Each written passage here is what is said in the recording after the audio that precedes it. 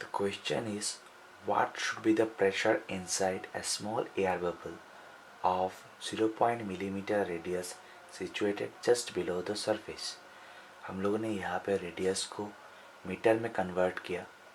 Then surface tension of the liquid हम लोग को दिया हुआ है. हम लोग को पता है कि एक एयर बबल में बाहर के हिसाब से अंदर इतना प्रेशर ज़्यादा होता है, इतना प्रेशर एक्सेस होता है. ये हम लोग कैलकुलेट कर सकते हैं. सिग्मा एंड आर क्वेश्चन में प्रोवाइडेड है. नेक्स्ट, हम लोग का यहाँ पे जो एयर बबल है क्वेश्चन में बोला गया है कि सरफेस ऑफ द वाटर के जस्ट नीचे है. हैंस सरफेस के बाहर तो एटमॉस्फेरिक प्रेशर होगा, तो सरफेस के अंदर कितना प्रेशर होगा? सरफेस से ट्वाइस सिग्मा बाई आर ज़्यादा, मतलब atmospheric pressure plus twice sigma by R. So हम लोगों ने लिखा यहाँ पे pressure inside the bubble is equal to atmospheric pressure plus excess pressure. Excess pressure हम लोगों ने ऑलरेडी कैलकुलेट कर चुके हैं और एटमॉस्फेरिक प्रेशर क्वेश्चन में प्रोवाइडेड है. हम लोगों ने दोनों को ऐड किया, हम लोग को आंसर मिला. So the question is, two soap bubbles have radii in the ratio 2:3. दो सोप बबल का रेडियस का रेशियो दिया हुआ है विच इज़ 2:3. हम लोग को बोला कि अंदर से जो एक्सेस प्रेशर होगा उसको कंपेयर करने के लिए हम लोगों ने यहाँ पे रेडियस लिया, एक का R1 दूसरे का R2 which are in the ratio 2:3 which is given in the question. Next, हम लोग कंसिडर कर रहे हैं कि सोप सॉल्यूशन का सरफेस टेंशन है सिग्मा.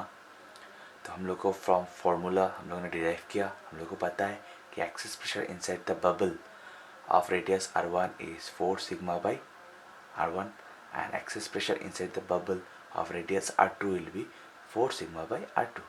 हम लोग ने इन दोनों का रेशियो किया, तो ये सब कैंसिल होने के बाद हम लोग को मिलता है R2 by R1 which is 3/2, क्योंकि क्वेश्चन में R1 बाई R2 दिया हुआ है 2/3. नेक्स्ट, हम लोग को नेक्स्ट क्वेश्चन और एक दिया गया. हम लोग को कंपेयर करना है work done in blowing this bubbles. जो हम लोग को पता है कि यूनिट एरिया बढ़ाने के लिए हम लोग को वर्क डन करना पड़ता है सिग्मा, तो विच इज़ सरफेस टेंशन. अगर यूनिट एरिया बढ़ाने में हम लोग को वर्क डन करना पड़ता है sigma which is surface tension, तो 4πr1 स्क्वायर एरिया बढ़ाने के लिए कितना करना पड़ेगा? It is 4πr1 square multiplied by sigma. लेकिन हम लोग को पता है कि सोप बबल का दो फ्री सरफेस होता है. सोप बबल का दो फ्री सरफेस होता है, अंदर से भी होता है बाहर से भी होता है. इसलिए हम लोगों ने 2 से मल्टीप्लाई किया, क्योंकि surface tension is a property of free surface. Similarly for the next bubble हम लोगों ने सिमिलरली किया, दोनों का रेशियो निकाला. It is R1 square by R2 square. R1 by R2 हम लोग को क्वेश्चन से मिला, तो इसका स्क्वायर कर दिया, हम लोग को मिला 4:9. Now the question is, calculate the work done in blowing a soap bubble from a radius of 2 centimeter to 3 centimeter. एक सोप बबल जिसका इनिशियली रेडियस था 2 सेंटीमीटर, अगर हम लोग को उस 2 सेंटीमीटर से 3 सेंटीमीटर बढ़ाना है तो कितना वर्क डन करना पड़ेगा? Whereas सरफेस टेंशन दिया हुआ है क्वेश्चन में, it is 39 centimetre inverse. First of all हम लोग को ये पता है कि ज़्यादा एरिया यानी कि ज़्यादा पोटेंशियल एनर्जी, ये हम लोगों ने पहले पढ़ा. नेक्स्ट, अगर हम लोग को एरिया बढ़ाना है, हैंस हम लोग को वर्क डन करना पड़ेगा, क्योंकि उसका पोटेंशियल एनर्जी बढ़ेगा. जितना वर्क डन हम लोग करेंगे वही वर्क डन स्टोर होगा in the form of potential energy. So पहले हम लोग देखेंगे कि सरफेस एरिया कितना बढ़ा. It is 4 pi R2 square minus 4 R1 square. हम लोगों ने 4 कॉमन ले लिया, क्योंकि यहाँ पे सोप बबल बोला गया.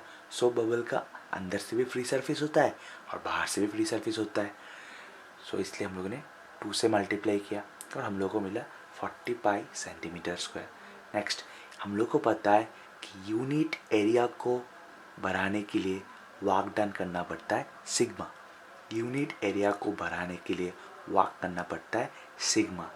तो इतना एरिया को अगर हम लोगों ने बढ़ाया तो हम लोग को कितना वर्क करना पड़ेगा? It is sigma multiplied by increase in surface area. हम लोगों ने न्यूमेरिकली देखा था कि surface energy which is the work required to be done to increase the surface area by unit amount is numerically equal to sigma, which is surface tension. The question is, a liquid drop of diameter capital D breaks up to 27 tiny drops. Find the resultant change in energy. हम लोगों को diameter दिया हुआ है बड़ा drop का capital D, सो उसका radius होगा obviously half of diameter, it is capital D by 2. हम लोग कंसीडर कर रहे हैं कि स्मॉल ड्रॉप्स का रेडियस है स्मॉल आर. क्योंकि बड़ा ड्रॉप ब्रेक होने के बाद 27 ड्रॉप्स बना, तो obviously volume of 27 small drops must be equal to the volume of the larger drop. हम लोगों ने 27 times volume of small drops दिया, which is spherical in shape, that is why 4/3 pi r cube. Next again volume of the larger drop, it is 4/3 pi radius, which is half of diameter cube. यहाँ से हम लोग को small r मिला in terms of capital D. Initial surface area होगा 4 pi capital r square larger drop के लिए. Capital r के जगह पे हम लोग बिठाएंगे कैपिटल D बाई 2, हम लोग को मिला पाई d square. Next final surface area of 27 small drops, हम लोगों ने लिया था उसका रेडियस स्मॉल आर, तो एक का सरफेस एरिया होगा, एक टाइनी ड्रॉप का सरफेस एरिया होगा 4 पाई आर स्क्वायर. क्योंकि 27 स्मॉल ड्रॉप्स बना, हम लोगों ने 27 से 4 पाई आर स्क्वायर को मल्टीप्लाई किया. स्मॉल आर के जगह पे हम लोग ने बिठाया D by capital D by 6, तो हम लोग को मिला 3 पाई डी स्क्वायर. तो सरफेस एरिया बढ़ा कितना, सरफेस एरिया बढ़ा कितना, it is final surface area of 27 small drops minus initial surface area of larger drop, हम लोग को मिला 2 पाई डी स्क्वायर. इतना सरफेस एरिया बढ़ा. हम लोग को पता है कि सर जितना ज़्यादा सरफेस एरिया उतना ज़्यादा पोटेंशियल एनर्जी. ठीक है, यूनिट एरिया बढ़ाने में वर्क करना पड़ता है surface energy which is equal to surface tension.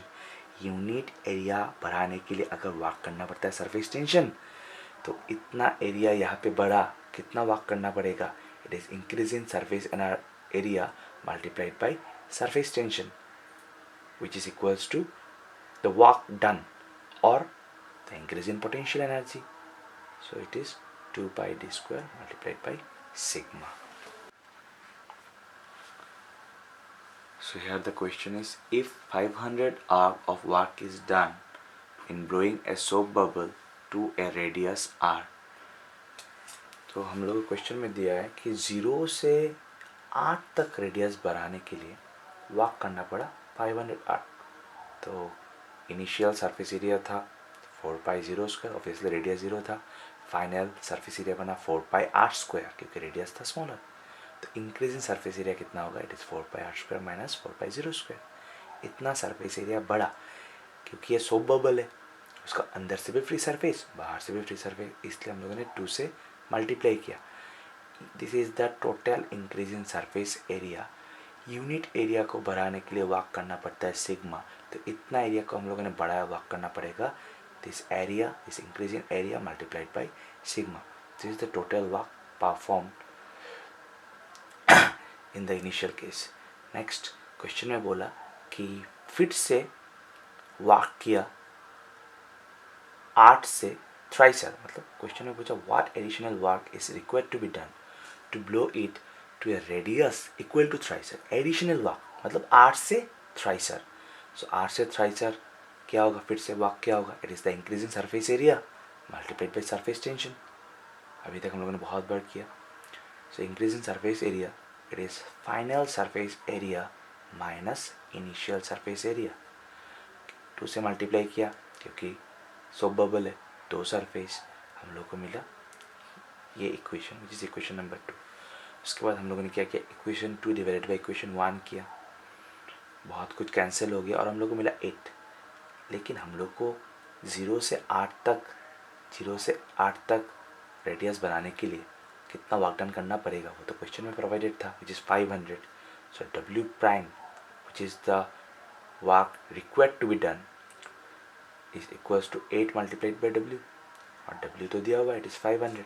So it is 8 multiplied by 500 is 4000